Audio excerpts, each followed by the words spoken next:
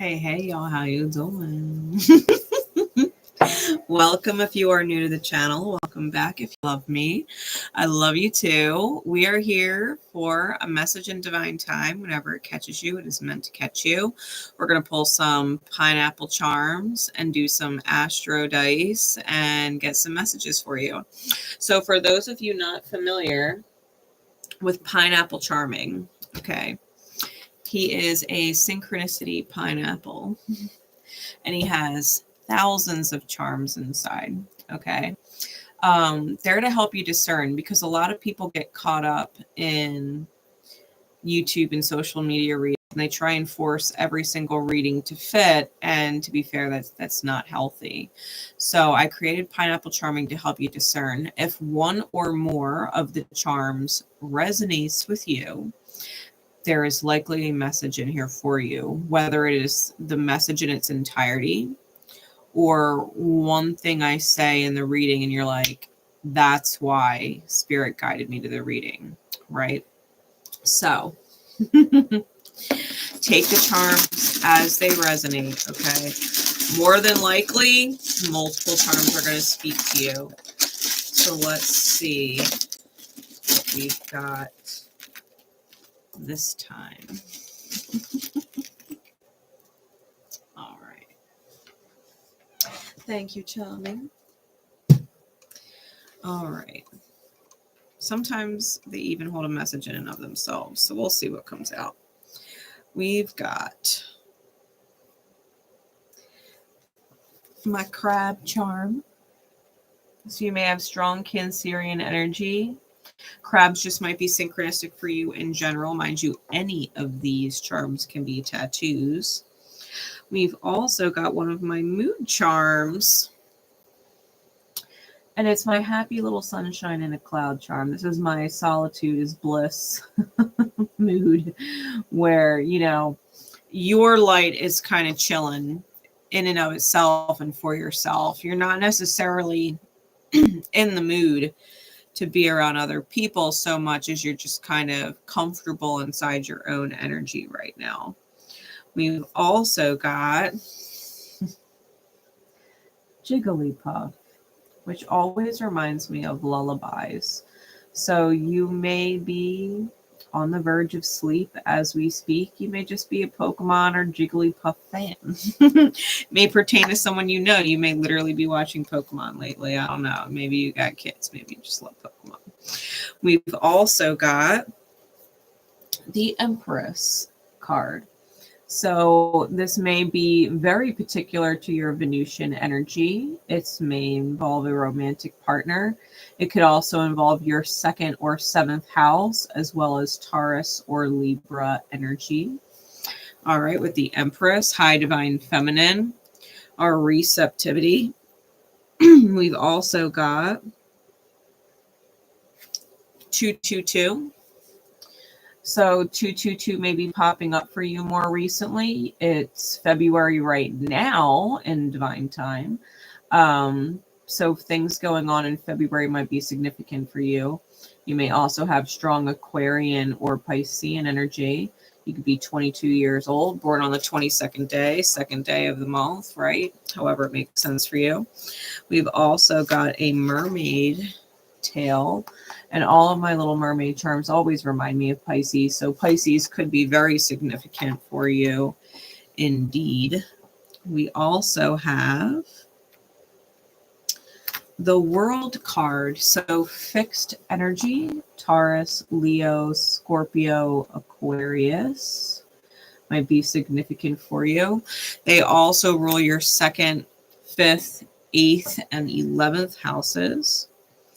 We have a sailboat. So sailboats may be synchronistic for you right now. It may pertain to someone who does. You may have spent time on a sailboat. Don't negate it. Not everybody has. We also have the golden elephant, which is a reminder, that your soul always knows the way. An elephant never forgets. All right. And then we've got a few of my micro playing cards. We've got the Jack of Diamonds, the 3 of Diamonds, the 2 of Clubs, and the 10 of Spades. All right, my little mini, micro, teeny tiny playing cards. And they could hold a message in and of themselves. So the Jack of Diamonds and the 3 of Diamonds, they resonate with the Pentacles, the Knight of Pentacles and the 3 of Pentacles. Clubs resonate as wands in traditional tarot. So the 2 of Wands and then the 10 of Spades is the 10 of Swords. So you may be going through what feels like a divine pause, and that's because you're contracted to close a cycle of perception, right? To end a certain way of thinking or perceiving or choosing that ultimately ends up putting you in a rough spot, right? Because the 10 of Swords represents betrayal, but it also represents self-sabotage, where we betray the self and choose to not feel good most of the time so that someone else can. Okay, so you might be feeling a bit of crossroads energy with the 2 of Wands, and that the choice has been slow coming, right? Especially since the Knight of Pentacles is a slow-moving knight, particularly with other people, right? If we're dealing with contracts, whether that's relationship dynamics or work contracts, marriage contracts, home contracts, right? 3 of Pentacles can be any kind of contract. But it also has a lot to do with our belief system. Like if you think about the traditional 3 of Pentacles and Rider-Waite, it takes place inside of like a church or something like that. And so there's higher contracts at play, right? Higher soul contracts at the end of the day. So you might be working with a mirror, a certain mirror, people in your mirror, and not quite clicking as to why they're in your mirror, which hopefully the reading will help you understand.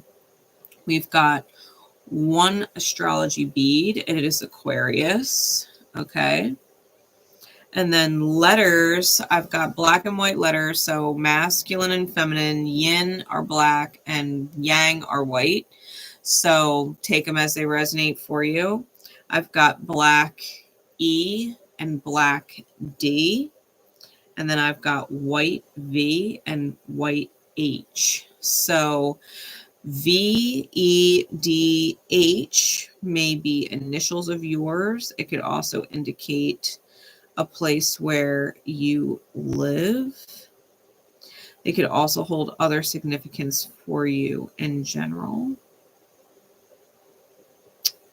I've got Dev here, so maybe Devin. I also got HEV, so your name might even be Heaven. Okay. Let's see.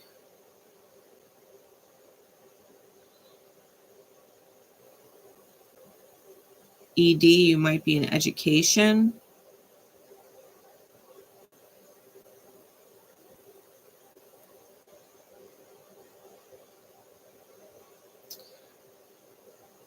You might also be feeling a hole, because I'm feeling the word devoid.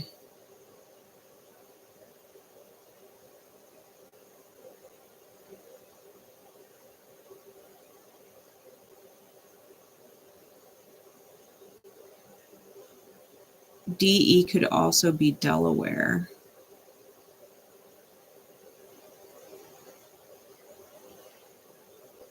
And possibly even Denmark.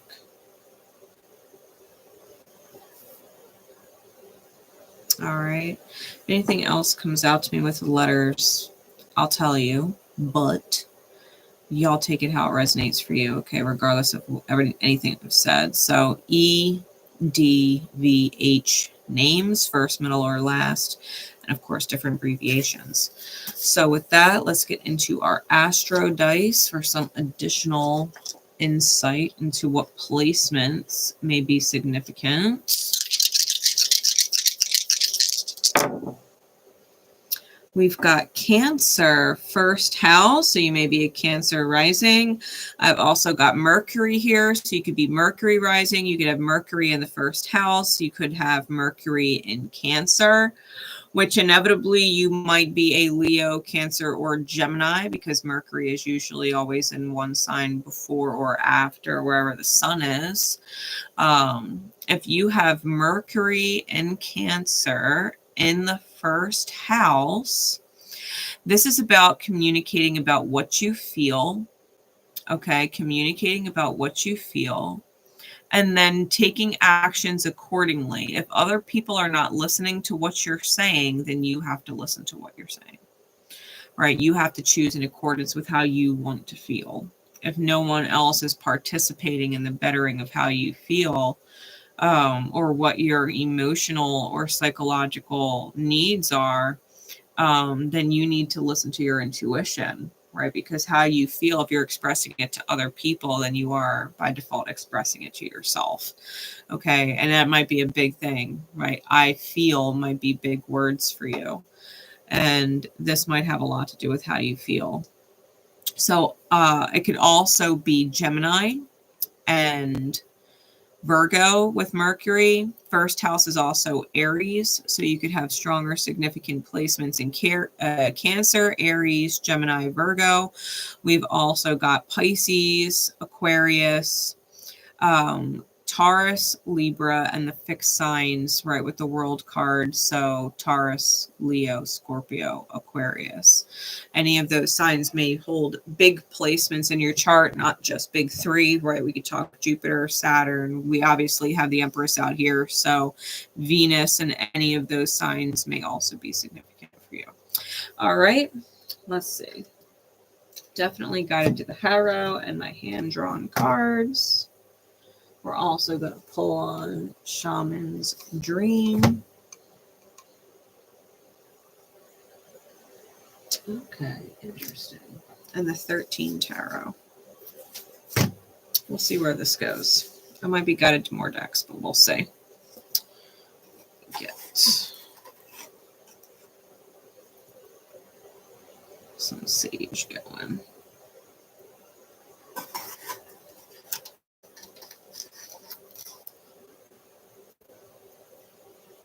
Okay.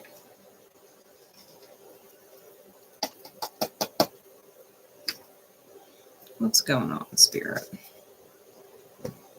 Whoever needs this message in divine time.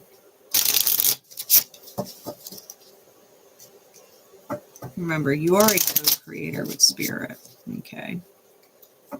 Spirit balances all debts. You don't need to get your energy back or what you've invested in other people back from them specifically. You are a receptive being, and Spirit loves to give you beautiful energy and beautiful experience. It's just a matter of you allowing it to transpire. So what is going on? Who or what are we dealing with? Now, Harrow, okay. Harrow are cards based out of Pathfinder for D&D.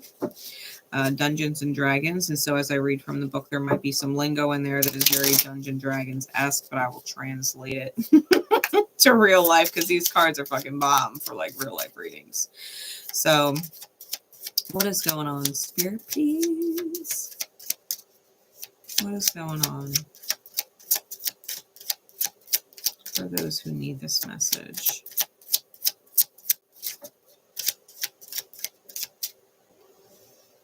Okay, what else?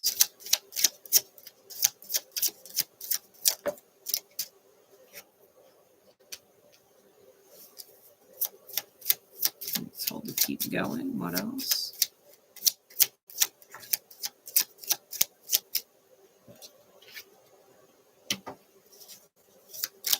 One more. Okay. Bottom of the deck is the cricket. Top of the deck is the owl. Owls and crickets may be synchronistic for you right now. But the cricket involves a lot about knowing that whatever it is that you desire, the quote unquote treasure, right? What is highly valued to you, it comes to you through wisdom. The owl here has a needle and thread with him, a red thread at that. And I think it's important to note that the red thread in the mythos involves souls and soul contracts that cannot be broken, right? The red thread cannot be broken. It is what connects us beyond this life, beyond time, space, and dimension. So you may have certain really high caliber soul contracts that you don't necessarily feel that you can break. However, you can undo stitches.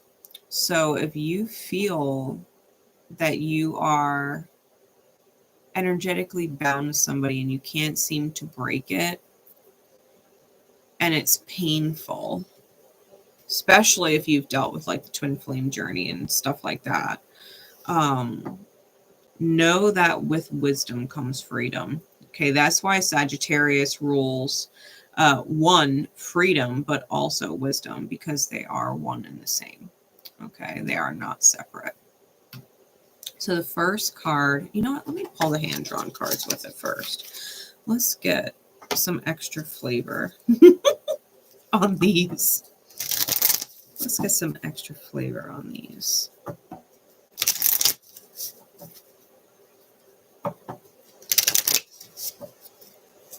Give me a clarity for each spirit. Clarify the tyrant. Clarify the tyrant. Ooh. Okay.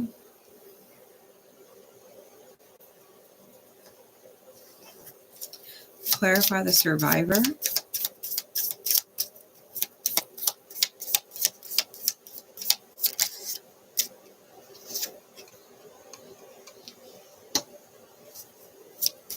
Clarify the courtesan.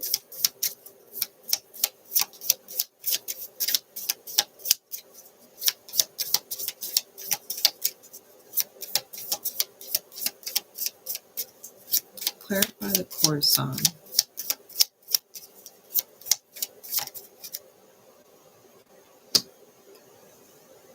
And clarify the wanderer with the winged serpent. Very Ophiuchian energy.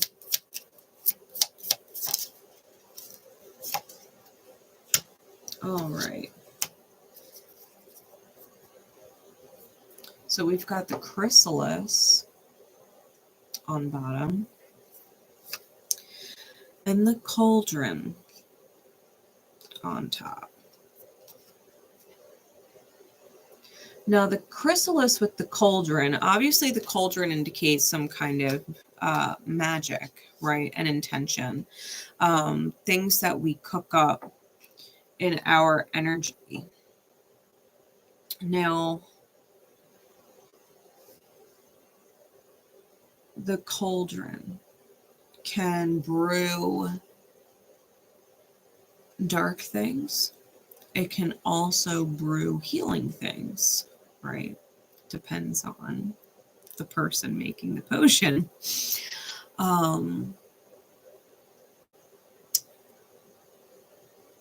I feel like you're coming out of a place where someone, I'm getting some past life stuff. Someone in this life that you may have really strong or long lifetime connections with the red thread, right? With the owl. They've been trying to teach you something for a while, and it may have been some kind of intention cast lifetimes ago that is keeping you in this kind of spiritual mush state where you haven't quite solidified, like you're not the caterpillar, right? You're not the caterpillar, but you're not yet the butterfly. You're in the chrysalis, which is the mush phase. And it's because you have to Spirit's telling me reverse the vow. So like I had this conversation with Tanya earlier this week, like up until more recently, like divorce was not heard of, you know, like divorce was taboo. You don't get divorced. Even now, like religion will frown upon it. But if you're unhappy in a marriage, you take a vow of marriage, it becomes a legal thing, right? But if you don't actually legally get divorced as above and so below, then you're not letting go or concluding toxic energy if the marriage is not happy, right? Some marriages, of course, are, but others are not. So if you've been tied to this kind of tyrant energy, you may have a very difficult time seeing beauty and light for what it is and embracing it, because you're still working with toxicity and wounds and an addiction to sabotage. Especially if you cast an intention at some point. Like this is why I do not devil in things that certain people in this field will devil in.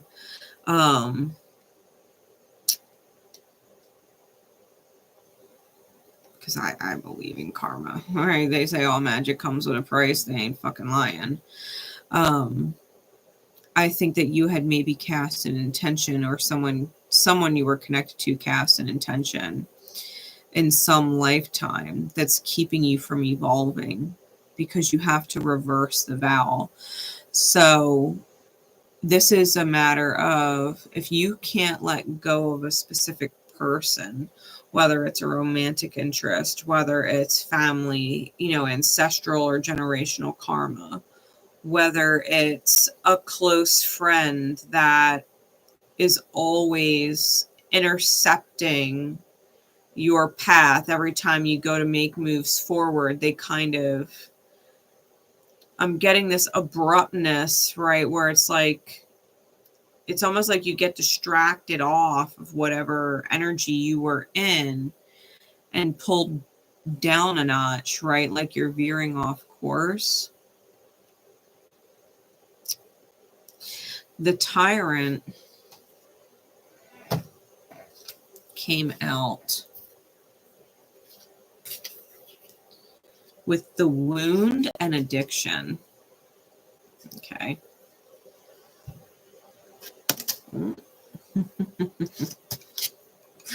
Might be in denial of addiction as well, this person. Okay. So we've got the wound, the tyrant, and addiction.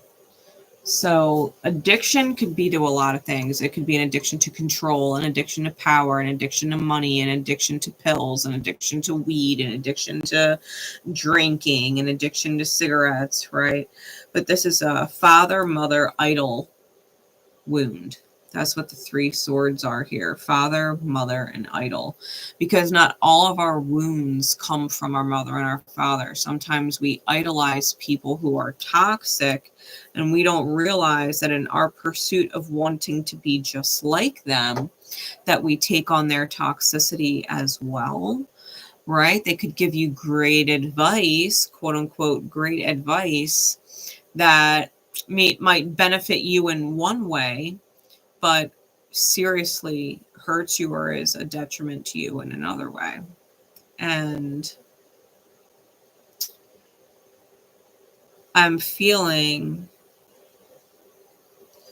that this person with the tyrant may have been exceptionally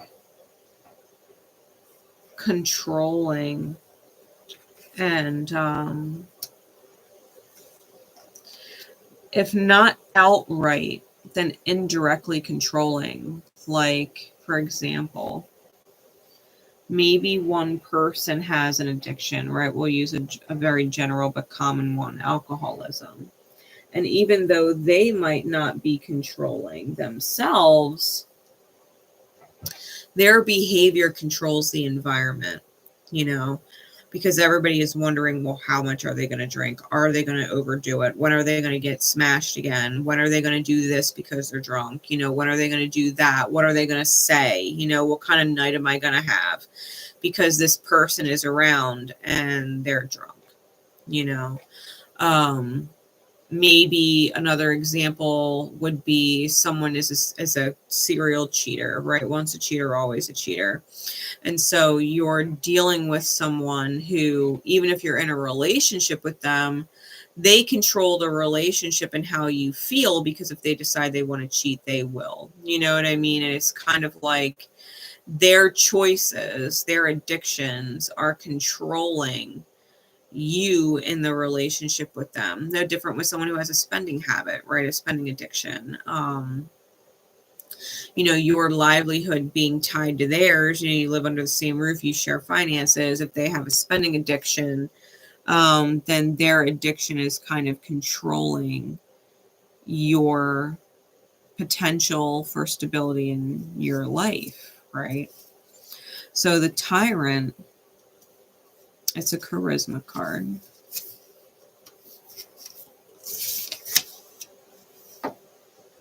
The Tyrant is a lawful evil contract. Okay, and we were talking about contracts with the Three of Pentacles.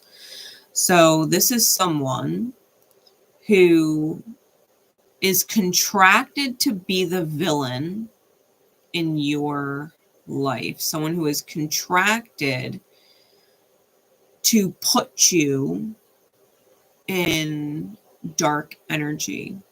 Okay. Someone who feels that you owe them a past life debt, maybe.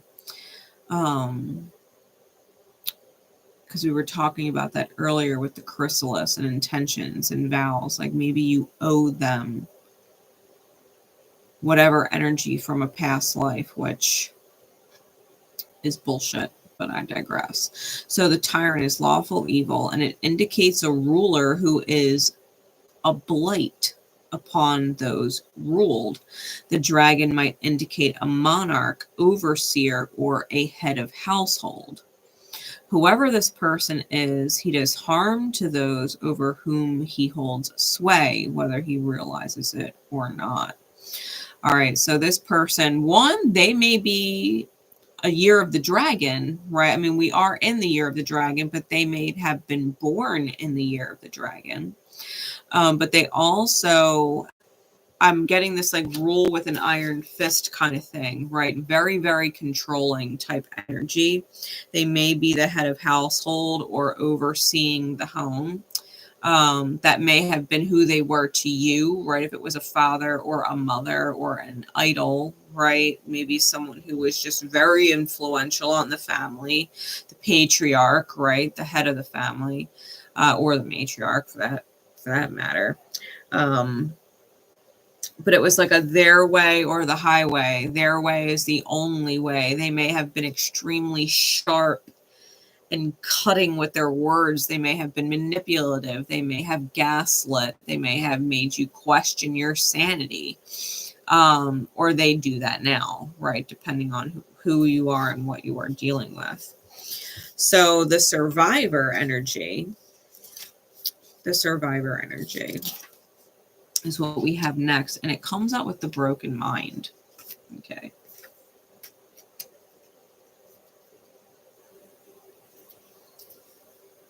So you may have survived the Tyrant, but now the issue is you see angels, right? Angelic people, lights in your life that enter and register them as a demon.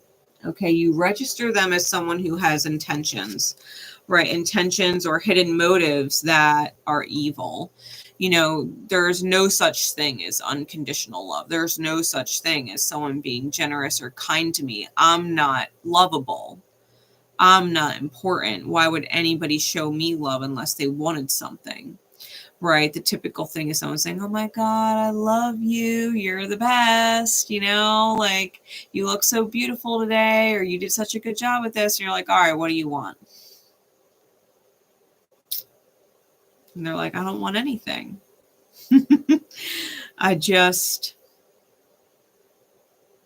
We're saying you were beautiful and you did a great job, you know? And they're just like, yeah, okay, what do you want? Like, you know, it's that kind of person. It's someone who is so used to toxicity that when they are confronted with angelic light people, earth angel type people, that they think there's some kind of hidden motive or agenda, right? Good people don't really exist. And that's where the survivor is at right now. So the survivor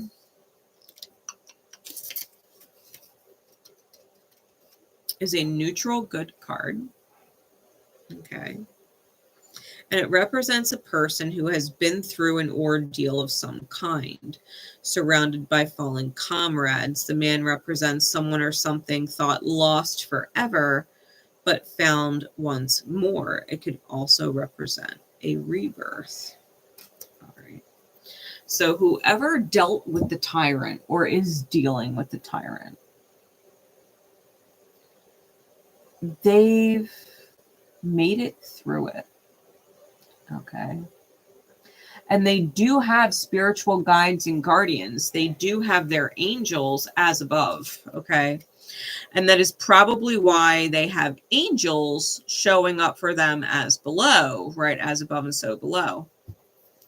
Because their angels know what they've been through, especially if they're ancestors, because obviously they did not heal the wounds, and that is why it is still being passed down.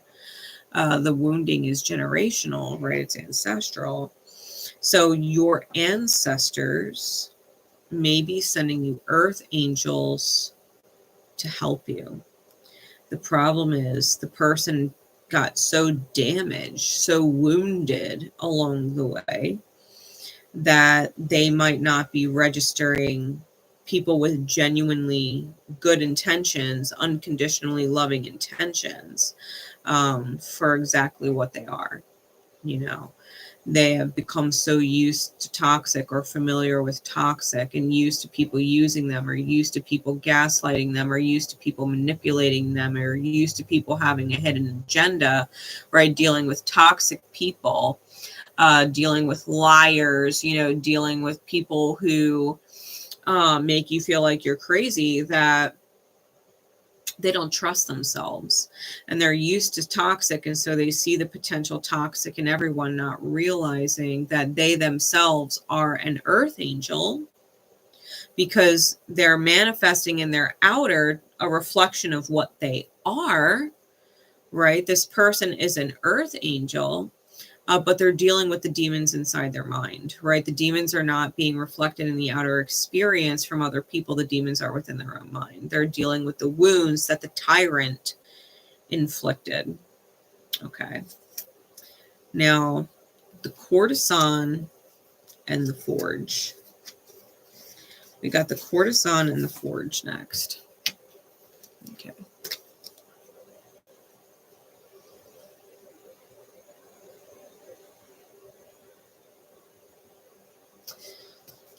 The courtesan. The courtesan is a chaotic neutral card. It is a card of political intrigue. Her mask embodies the social niceties that must be followed. If it slips, negotiations can take an unexpected turn.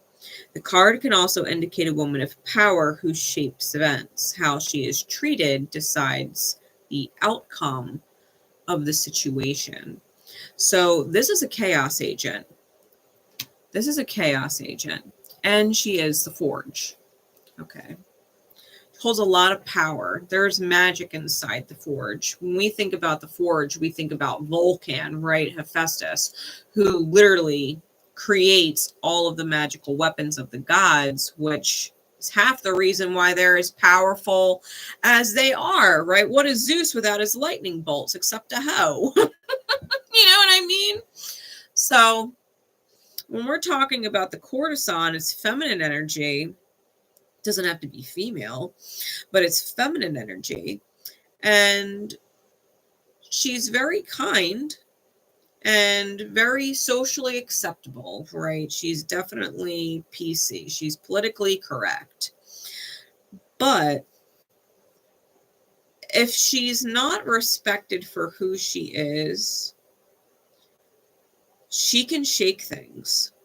So when you meet this person, they're catalytic, right?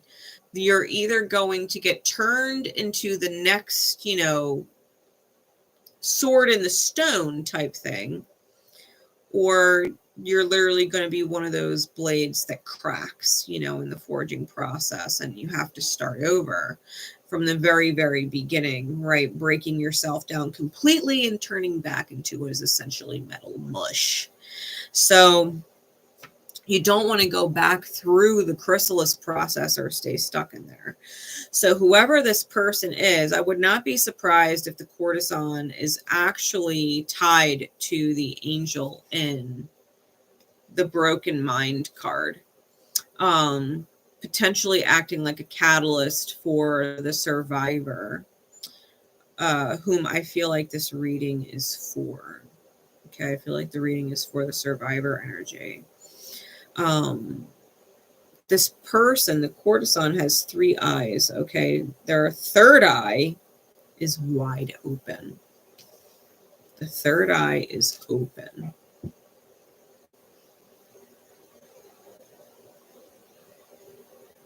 Given she's not a very attractive person, but neither are a lot of the different species of race or whatever in D&D. So maybe that's why she wears a mask.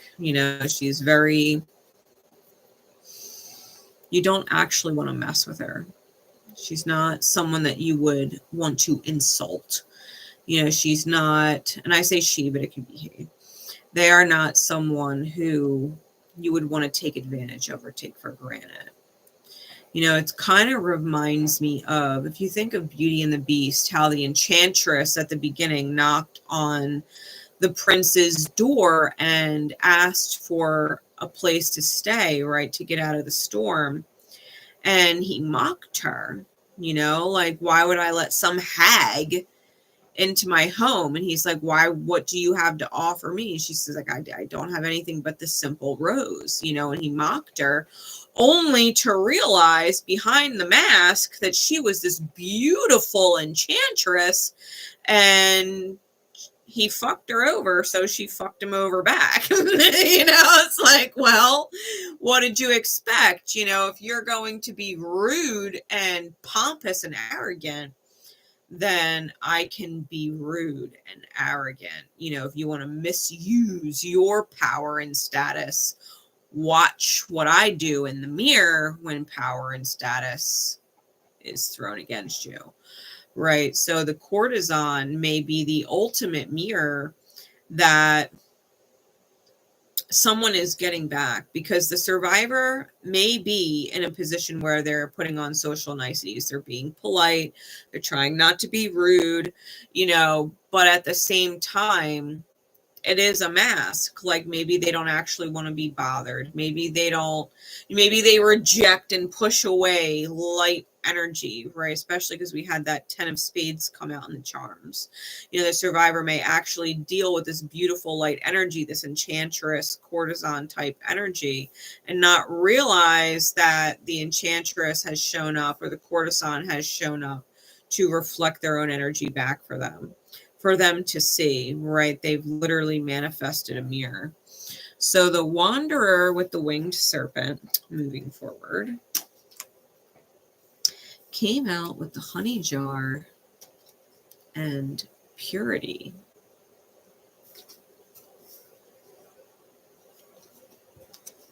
Get these cards up here. Okay.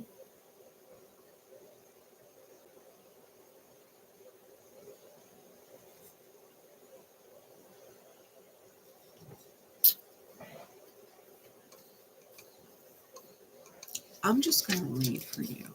The Wanderer and the Winged Serpent are curious cards. So, I got the Winged Serpent. The Wanderer is neutral good, and the Winged Serpent is lawful good. Okay. The Wanderer is a centaur, so strong Sagittarius energy, also Chiron energy. The Wanderer is a collector. This centaur appreciates that which others regard as trash or junk. The Wanderer appears to those clever enough to find the true worth of something others ignore or treat as worthless. The Winged Serpent is a powerful being. Knowledge and prudence are separate keeps bridged by understanding. The 𝘗𝘗𝗕𝗄 represents this bridge, knowing whether now is the time to strike. So the courtesan, I feel like, is tied to this energy. So the person, the survivor, has definitely had some kind of interaction with the tyrant and has been discarded, right? Has been deemed trash, or not worthy of valuing, right? Not worthy of valuing. They've been mistreated. They've been abused.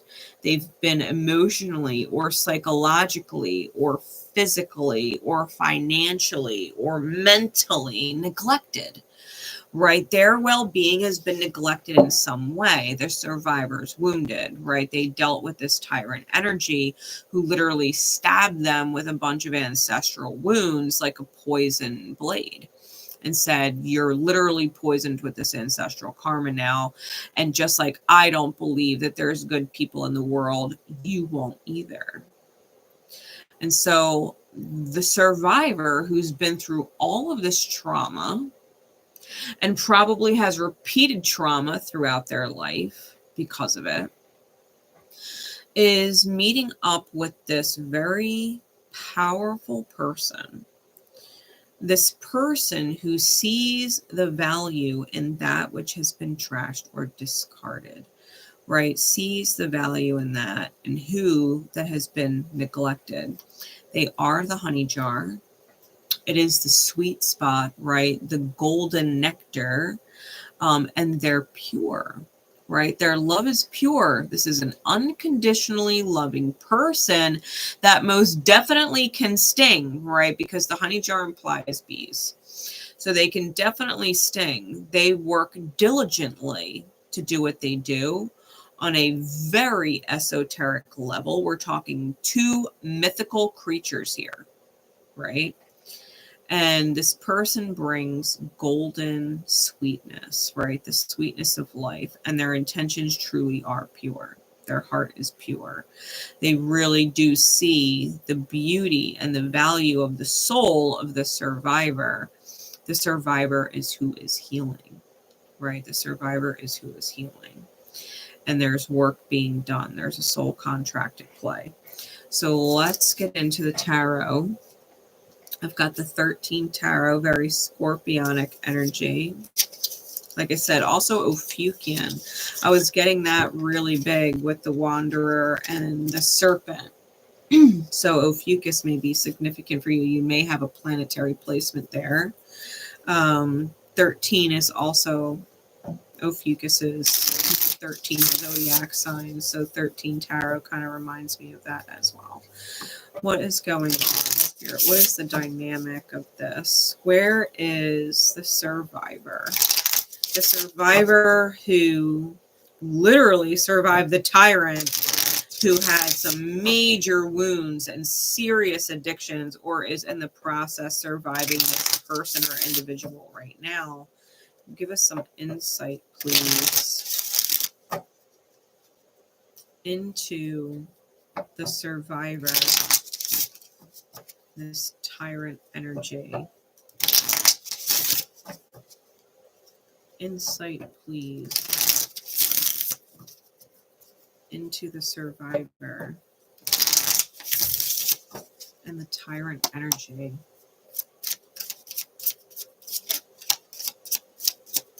What is going on?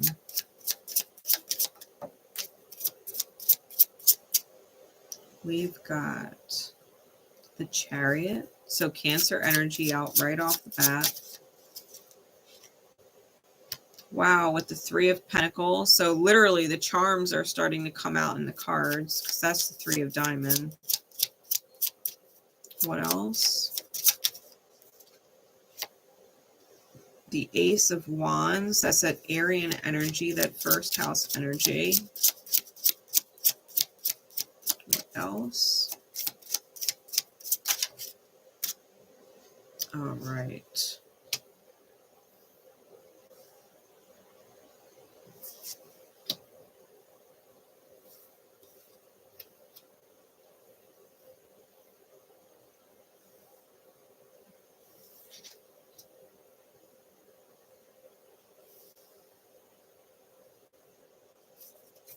Give me 2 more clarities, please. Strong Sag energy. I've got Jupiter and Sag out here.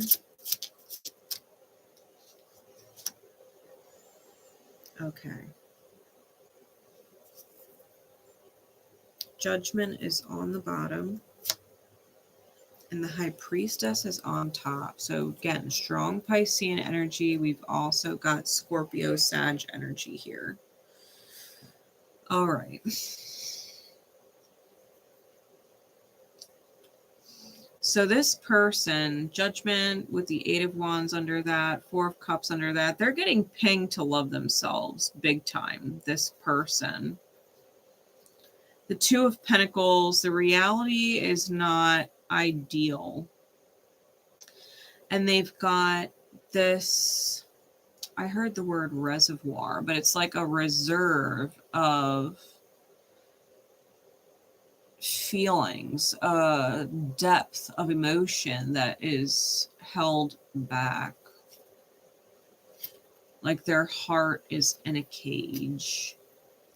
And they need to work on beginner's mind and maybe simple communication, especially in regards to like receiving abundance, because the Queen of Pentacles with the Ace of Pentacles is under that. So looking at these cards, I've got the Chariot clarified by the Wheel of Fortune. I've got the Three of Pentacles clarified by the Ten of Pentacles. The Ace of Wands clarified by the Ten of Cups.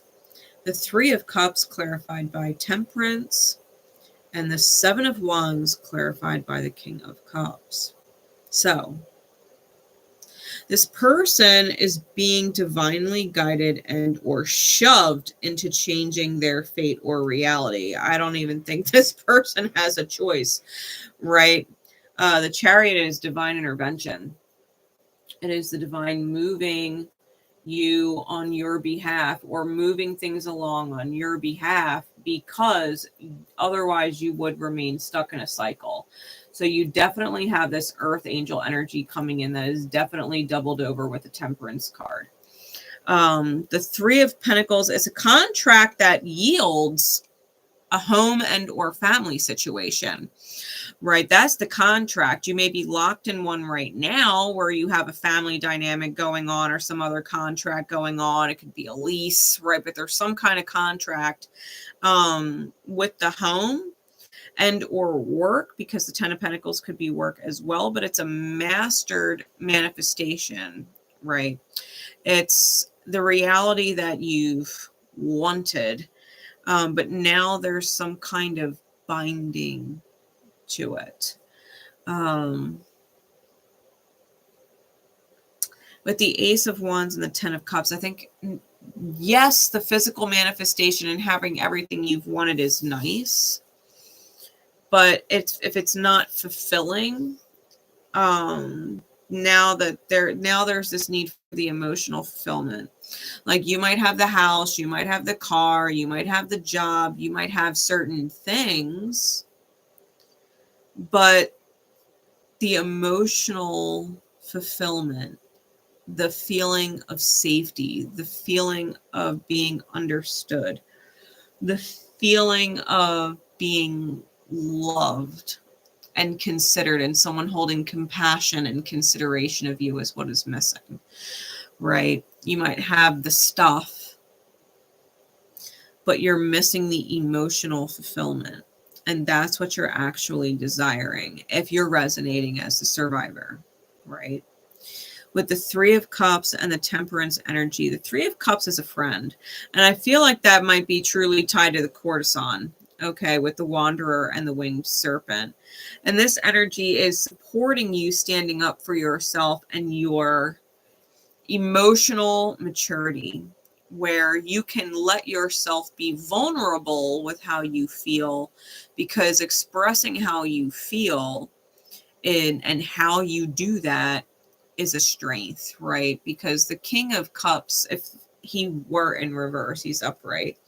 But if he were in reverse, the King of Cups in reverse is someone who is emotionally unhinged, emotionally unavailable, or someone who is emotionally manipulative. So this person being in the upright, the King of Cups being in the upright, I feel like this person is working on standing up for their soul song, right? Working on being able to stand up for their intuition. It's also cardinal water, so it's more Cancerian energy. It could also be Pisces.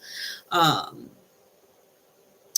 I'm feeling like whoever this is, they need to know that it is okay to trust themselves and kind of get out of the confusion that they find themselves in when they act on or believe in what they were taught to believe in, or how they should act, right? How they were taught about other people. Like I was saying earlier, like people who, you know, aren't nice for no reason. There's got to be a motive. They got to want something out of it. And that's not always the case. Like there's literally unconditionally loving, unconditionally giving people who just kind of do because they're pulled or guided to do. And there's really no other reason. You know what I mean? Like I'm a prime fucking example, to be completely fair. You know, I do as I'm guided all the time. I don't expect things in return. Like we talked about being a co-creator with spirit. Like there is no needing to give to someone and get from that someone. You know, it's a matter of giving for the sake of giving, knowing that you are working with spirit and spirit alone, and spirit gives back to you whenever you give, when you're called to give. So, you know, earth angels are like that. Empaths are like that. They give because they're called to give and not because they want anything in return. There is no agenda. There is no obligation. And so this person has this third energy coming in. I've got multiple ones here. I've got multiple threes here. Multiple sevens here, right? Because the Chariot and the Seven of Wands are sevens. I've got the Three of Pentacles and the Three of Cups. I got an Ace, and I've got the 10. I've got 3 10s. I've got the Wheel of Fortune, the Temperance, or not the Temperance, the 10 of Pentacles and the 10 of Cups, right? I've got multiple 10s here. And double 2s. I've got 2 2 on the top and bottom of the deck because the High Priestess is 2 and Judgment is 20. That's 2, so 22. This person is at a point where they really do need to listen to their own intuition. They need to make a judgment call on what it is that they really want, because if they can be happy settled into the manifestation that they have, it is a 10 of Pentacles manifestation. It is a mastered manifestation. They've achieved what they wanted to achieve financially or on a mundane level, right, with their quote unquote stuff. But they're desiring more. So they're at this point where they have to kind of make a choice. Like, do I want to just be happy where I'm at and let go of the emotional fulfillment and let it go altogether? Or do I want to heal in pursuit of the 10 of Cups, right? Do I want to allow myself to heal and emerge from this chrysalis so that I can actually get what I've wanted, right? The wish that I've put out to feel loved, to feel important, to feel valued, to feel considered, you know, and on a very psychological level. You know, we've got a lot of water here. a lot of water. We got a lot of cups. They're all hourglasses in this deck. And someone might feel like they need time. They might need a lot of time. They might need somebody to be patient with them. And to be fair, the Three of Cups with the Temperance energy, they do have a very patient person, a very patient friend, at the very least, a friend in soul who's there for them, right? It's just a matter of unlocking their own levels of wounds, right? They've definitely got to go through the levels and start the healing process, and they're going to need time.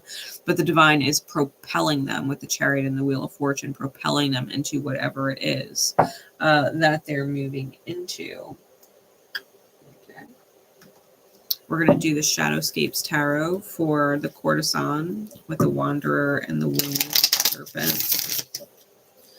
What is going on with this energy over here, please? This forge, this honey jar, this purity energy.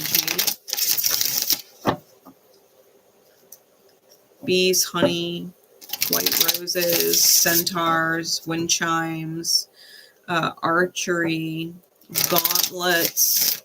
Might all be synchronistic right now. Anvils even.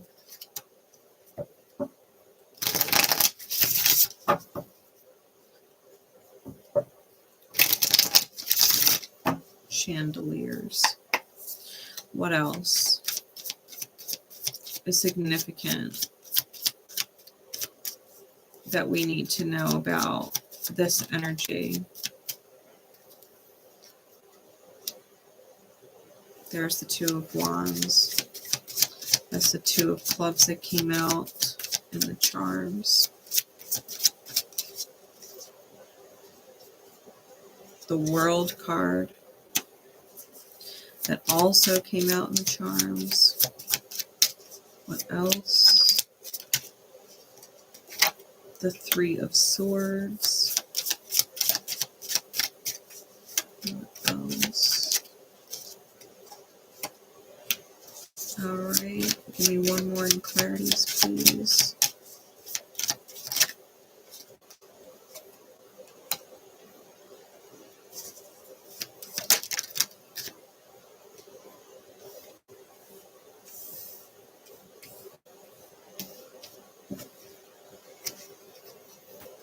Three of Pentacles is out twice now. Strong fixed energy. Taurus, Leo, Scorpio, Aquarius. I've also got Pisces out here.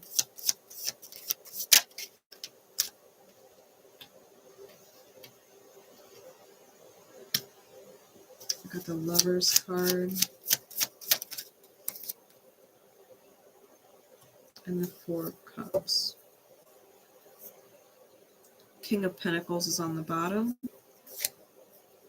Empress is on top, so that also came out in the charms. Okay, so this is the high divine feminine energy. This is the receptive energy. This may also be the lover or the partner, especially because with the Empress and the Lovers here, we might be talking about some kind of counterpart, even more so because we were dealing with the red thread, right? So when we talk about the twin flame journey, there's always the catalyst or the dark twin, or rather the very light twin who shines into your own shadows. And then there is the light twin or the dark who receives your light, right? And embraces your shine, allows you to shine. So the duality of it, right? We have the catalytic twin that is toxic, and then we have the opposite, which is the healing or the antidote, right? This person is definitely coming through as the antidote. They are a master manifester with the King of Pentacles on the bottom. They are solid in that as well. And they're being pinged to seize or create opportunity towards the Four of Wands. But they already know they're getting met with conflict and that a tower moment's going to need to be had. Okay, they have a very high vision of what is fair with the Justice card under that. And they are working on birthing something into the reality via truth. Okay. I think this person is very well aware of the fact that the survivor is in lack mentality or some kind of impoverished energy. And they need to get them into the King of Cups. Okay. With the Two of Wands, I got the Two of Wands clarified by the Three of Pentacles, the World clarified by the Hanged Man, Three of Swords clarified by the Seven of Swords, Seven of Pentacles clarified by the Lovers, and the Knight of Swords with the Four of Cups. So, this person knows they're at the pinnacle, okay? They're at the high point on the mountain. And they're looking at a contract. They're looking at the contract with the Lover because we've literally got the masculine and feminine on the Three of Pentacles. Okay. You see the masculine and the feminine here. And the feminine is actually elevated above the masculine energy. The masculine's holding her up. Okay. Heart space, intuition, how the self wants to feel above all. So this person is definitely looking at the future, knowing that how they feel is the most important, right? Which is why the courtesan being in the feminine energy, it depends on how she's treated. Because if she doesn't feel good about it, she's going to be out. She's not going to stick around, right? But this is someone who puts their intuition above all else, or how they want to feel above all else. If they don't like the way that they're feeling, they move on from it. You know, they don't allow other people to dictate how they feel. So this is a very sovereign individual, right? Very, very sovereign. The World card with the Hanged Man. They've closed a chapter on some 12th house stuff. So whatever cycle ended for them, I think that's why they understand and see the pain and deception inside the survivor with the Three of Swords and the Seven of Swords.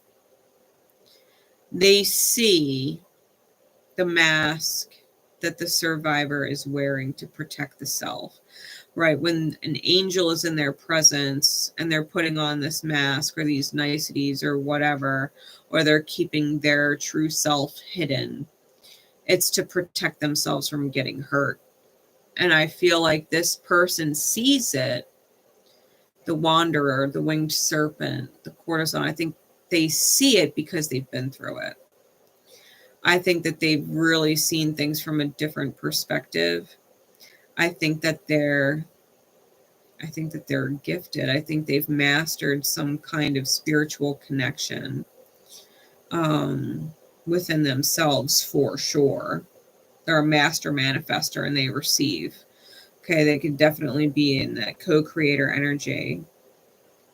The Seven of Pentacles with the Lovers card. I think this person is willing to wait. Like they know that the time is not ripe, right? The Seven of Pentacles is about the time not being right to reap the harvest. You know, it's like when the fruits are growing on the tree, but they're not ripe enough to pluck yet. You just have to be patient. I think they're very well aware of the fact that whoever or whatever they're dealing with is going to need time. I think that's a given. I think it, honestly, with the double World cards out here, World is Saturn. And Saturn's restrictive and the Lord of Time. So there's definitely time needed.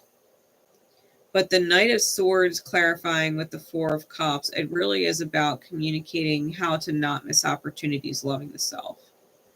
And I feel like this person would take their own advice, to be fair. If they're kind of giving that advice, that kind of nudge to someone else, they are very well aware of the fact that Spirit is also nudging them and letting them know that just because they're being guided right now to do whatever they're doing now in connection with this interest now does not mean that they're going to stay in alignment with that, right? It depends on how they're being treated, 100%. So if this person steps out of line, rather steps out of alignment too far, because I almost feel like the survivor is kind of walking a tightrope. It's like walking an energetic tightrope. Like they could go either way. They could rise or they could fall. You know, they could make it to the end and get to where they're going unscathed, or they could plummet. You know, it's kind of like wherever they want to go with it. If you shun the earth angel, you find yourself in a very dark place, because the earth angel comes along with a lot of light. You know, that's the one thing about earth angels. Like when you're in the presence of an earth angel, there's an earth angel in your life. They're going to lift your energy up. You're going to feel like you're empowered. You're going to feel like you can take on anything, you know, that you've got your shit together. But that is only so long as the earth angel stays present, right? That is only so long as they are in your energetic space, in your aura, right? Inside your energy field, their presence. Once you piss off an earth angel to the point that they leave, that they exit stage left, and that's it, right? You get left in the dark. They take their light with them. They take their presence and their power, their wisdom, their old soul type vibe with them. And there tends to be a crash, right? Because it's one thing to meet an angel when you're already low. You're used to the low you're at, and you've always been low. But when an earth angel brings you up, your energy up, and then they leave, all of a sudden the crash back down to the bottom feels like it's 10 times harder, even if you just go back to who you were, where you were, and what you were doing, like they were never even there. It's actually more painful to experience because you fell from such a height, right? An energetic height. So whoever these two are, I feel like the divine is answering a prayer, because I feel like the survivor has prayed a lot to their ancestors, to their angels, to God at some point, maybe even to the point that they gave up believing in God. Right? How can God exist with all these toxic people, with all these wounded people, with all the trauma that I've experienced, right? The neglect, the psychological neglect, the emotional neglect that I've been through. I think the divine is answering a prayer potentially long forgotten and asking them to unlock their treasure, right? The heart space. Help them. I feel like Spirit is giving them an earth angel to help them navigate forward for their higher self. But I feel like the energy is rather fragile or temperamental, or time is of the essence. Even though I feel like there's going to be some time involved.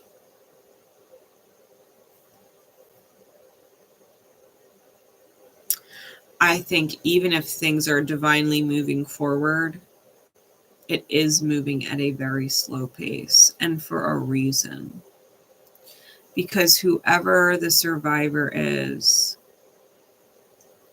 with all that they've been through, I think Spirit is aware of the fact that this person can't handle, they really can't handle anything outside of like really legit like baby steps. It's like any sudden movement or any sudden pressure and this person would be done, they can't handle the pressure well.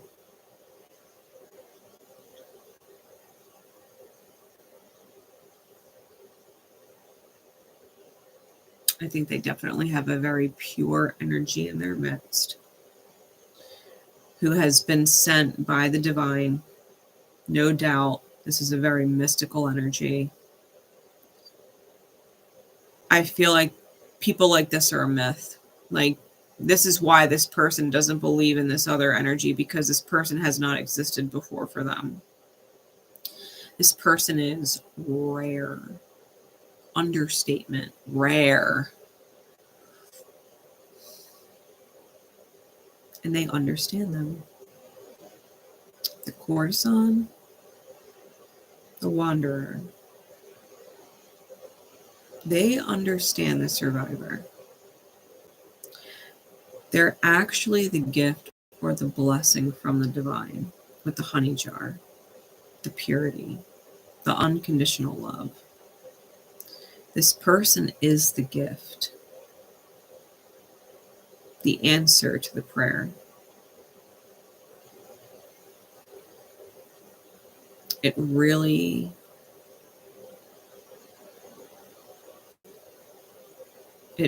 is up to the survivor whether or not they want to receive it or stay in their wounding. And I guess only time will tell those things. So let's pull some guidance. This is the shaman's dream. Okay.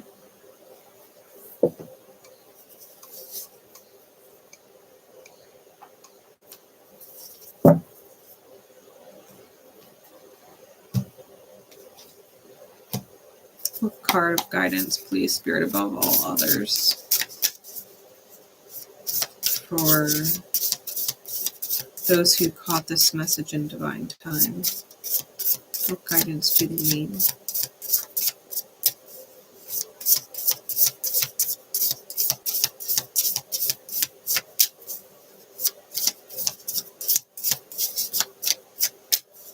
What guidance do they need?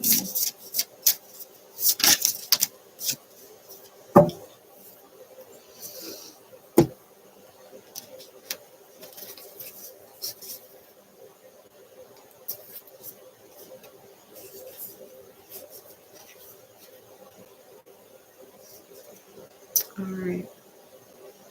So I got two different sets of cards.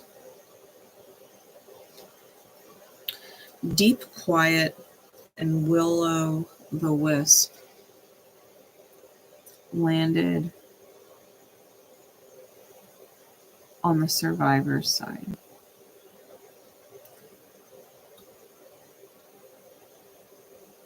Such pretty cards.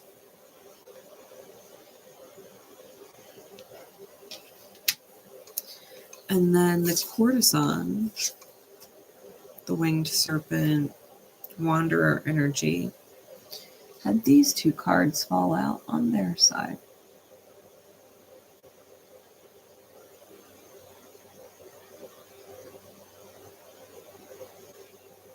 All right. So let's read.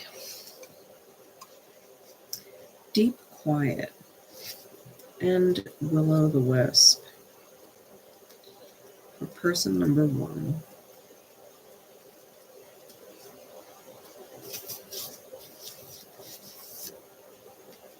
Deep quiet. Meditation, stillness, and clarity.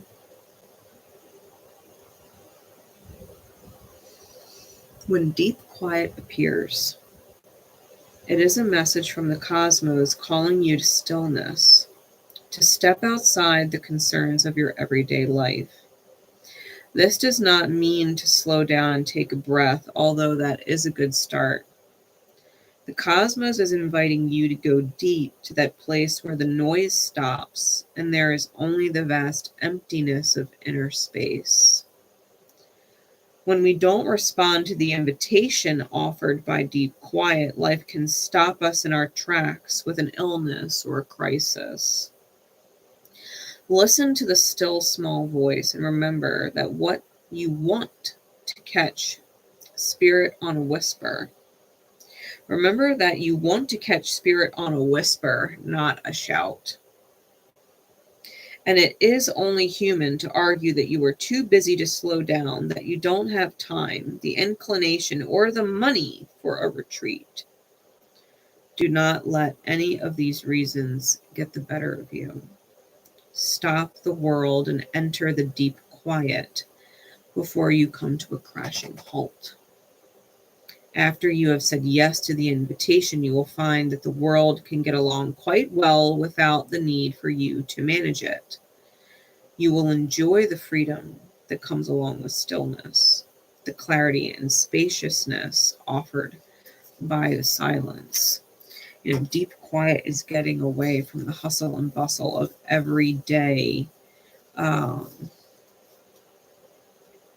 chatter inside the mind. All the things you need to do, all the expectations you need to meet, all the obligations that you're under, all of the people that you're responsible for, all of the people depending on you, right? It's needing to take a step back from everything you think you know for a minute and realize 99% of it probably doesn't even matter. It's just what you've been taught that matters.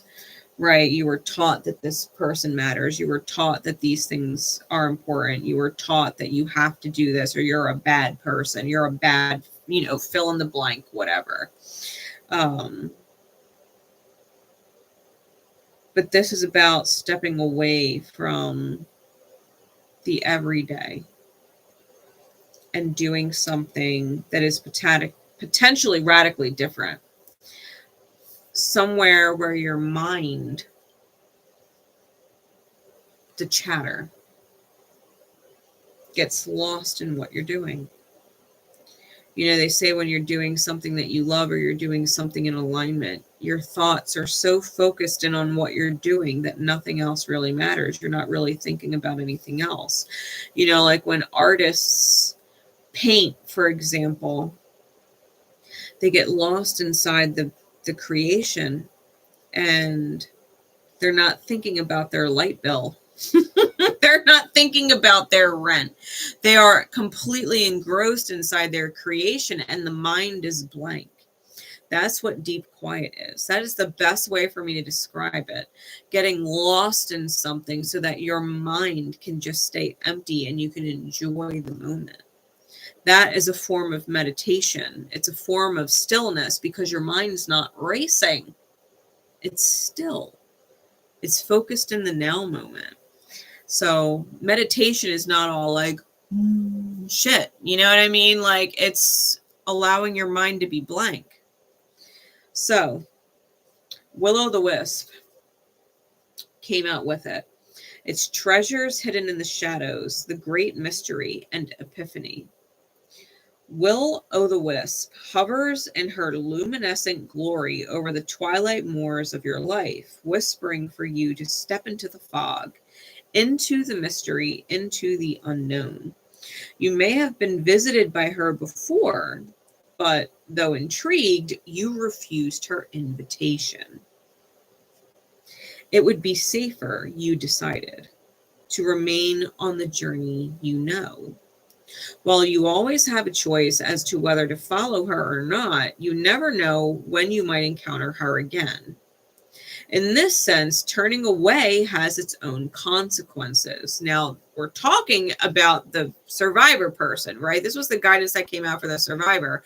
And we've been having this courtesan person, this magical, mystical, powerful, light person in their presence. We were talking about this. So they've already had someone like this come into their reality before, whether it was this life early on in life or a past life. Like they don't know when they're going to actually get the chance to be with another energy like this. Okay. It says it would be safer, you decided to remain on your journey, While you always have a choice as to whether to follow her or not, you never know when you might encounter her again. In this sense, turning away has its own consequences. Why is the known so appealing? It's only when you wake up to its restrictions, its soft prison or golden cage that you realize there must be more. Will-o'-the-wisp has come to you once again to offer you magic, but you will have to sacrifice certainty in the pursuit of adventure, your comfort zone for the dangers of discovery, your well-trodden path for the detours that may very well lead you astray, or will they?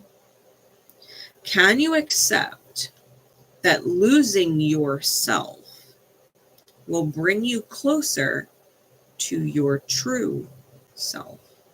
The caterpillar, right, has to lose itself to become the butterfly. The profound shift of an epiphany can occur only when you risk the detour and enter the unknown. Now is the time to trust the higher forces to lead you into this place, these worlds hidden at the threshold between what was and what can be. Here is where you will learn about your own unmaking to unmask yourself. Love what you discover, light or dark. See it all as divine, and then find a quiet, thrumming power waiting for you to channel it into the world for good.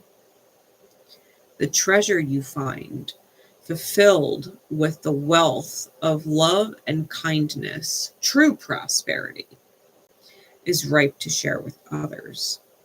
She is here for you now. Will you accept her invitation? A great bounty of goodness awaits you.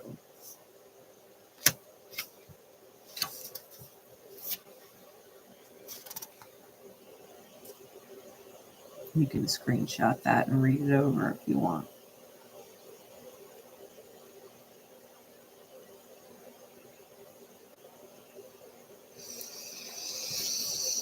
That's your guidance. You resonate as the survivor. You've been through some fucked up shit in your life. You've had magical empath type people come into your life before, and your toxicity, your learned wounds, push them out. The universe has fucking blessed you with another one. If you thought losing the first one sucked,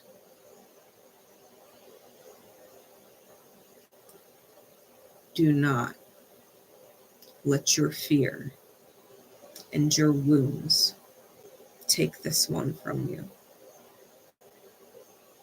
Your fears and your wounds already sabotaged one.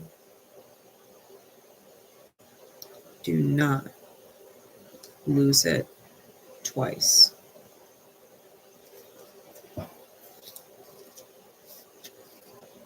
For those of you who resonated to the core sign, to the winged serpent, lost in space, and it's literally an angel looking at the world.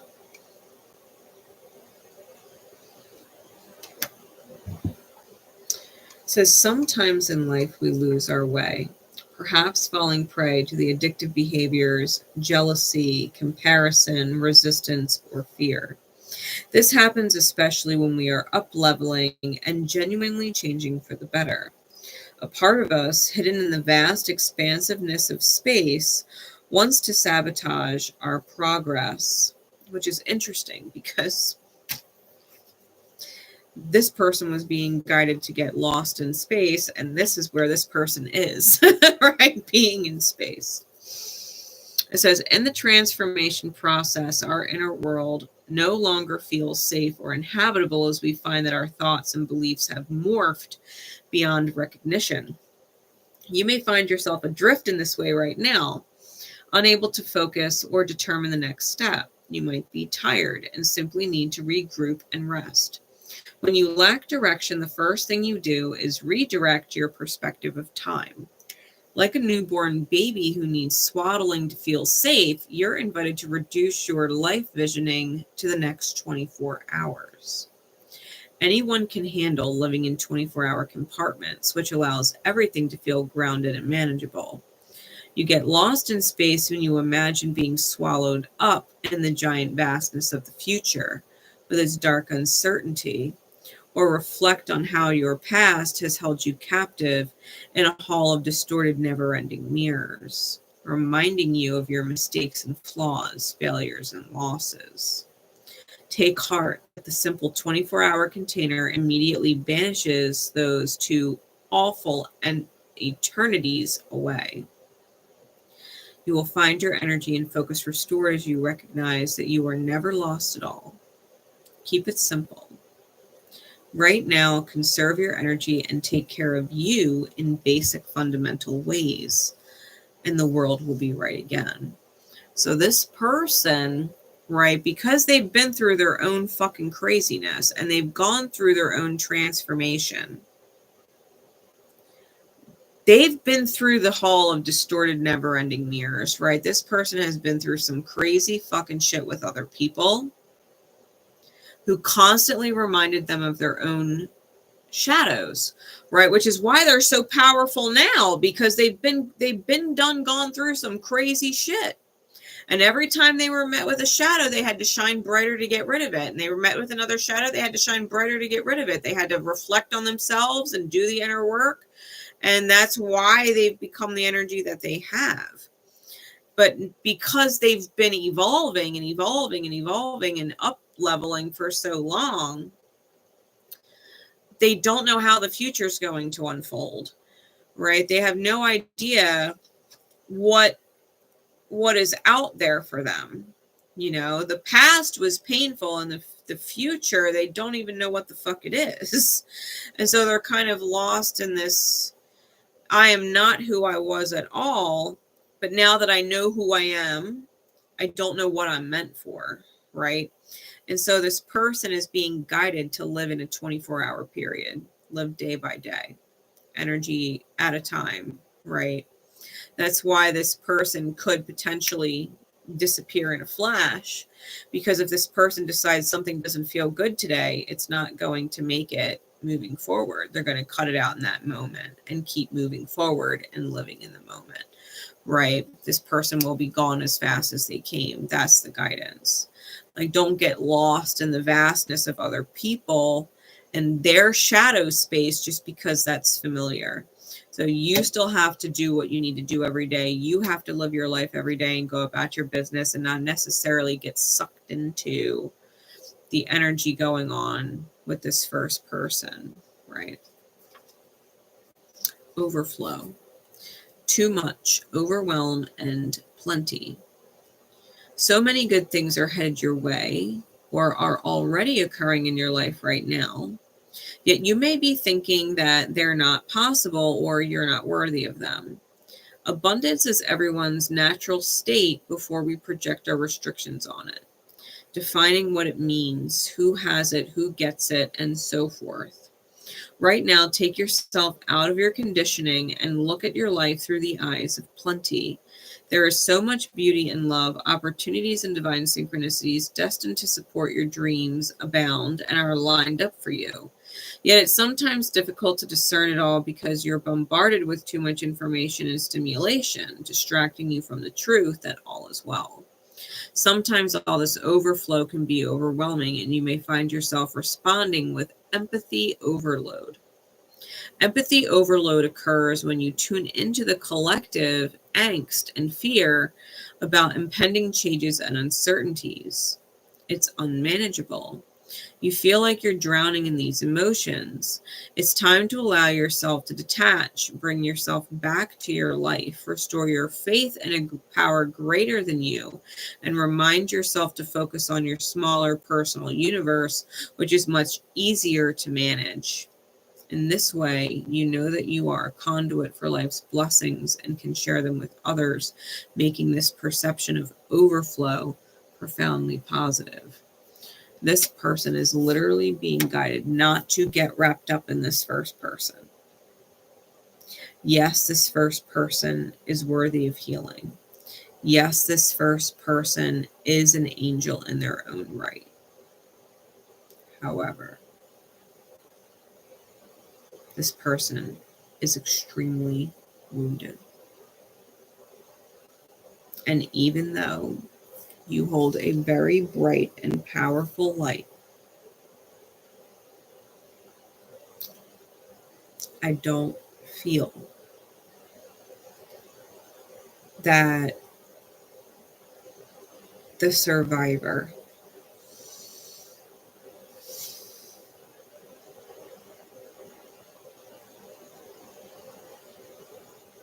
would actually benefit from your light bombarding them. It's almost like if you were to get too close to the sun, it would burn you. But if you can admire the sun from a distance, like we do here on Earth, and all that the sun does, and a star, right? How beautiful the stars are, that they're just suns somewhere else. I think that you need to focus on what you're doing in your life and let this person focus on their healing. Like, you could still be present. You could still be orbiting around in their space, right? That they could connect with you. But this person needs a lot of time, and they need to unlock a lot of layers of themselves. They need to unlock a lot of their own layers. They need to let themselves go deep and start to heal. Otherwise, you could potentially get distracted off your own path with them. And that's just the spread, okay? I feel like you know that as much as you want to help this person, you're also very well aware. You're very well aware that you cannot actually heal this person for them.